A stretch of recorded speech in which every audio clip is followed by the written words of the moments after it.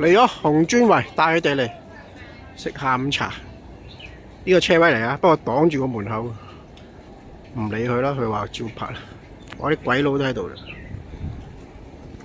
冇問題啊。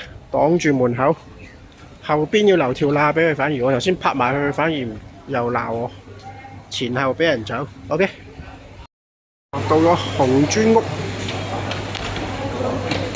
呢個小紅書啊，好多嘢賣嘅。有嘢食嘅，唔知佢哋行咗去邊？冇開門今日，有冇開門？我有開門呢個咖啡乳鴿就喺呢度啦，得唔得？招牌煙燻紅燒乳鴿，泰式乜乜有開啊！營業中，好靚啊！去咗邊度啊？見咗。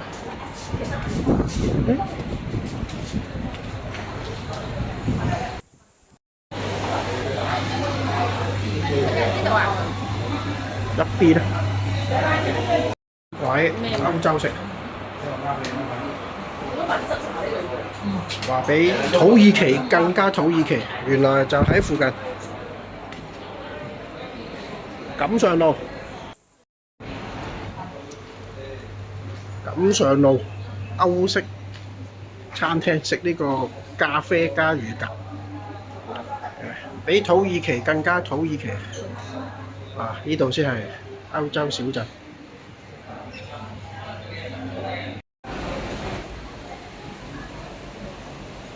好多嘢行嘅喎。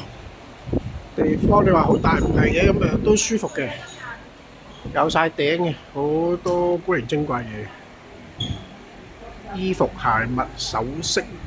你個孫啊話喉嚨痛，嘢食一路都有。榴蓮嗰時唔痛嘅，就食嗰時痛開。蜂蜜都有啊，蜂蜜、咖喱、小食，好多嘢行，即管你嚟行下。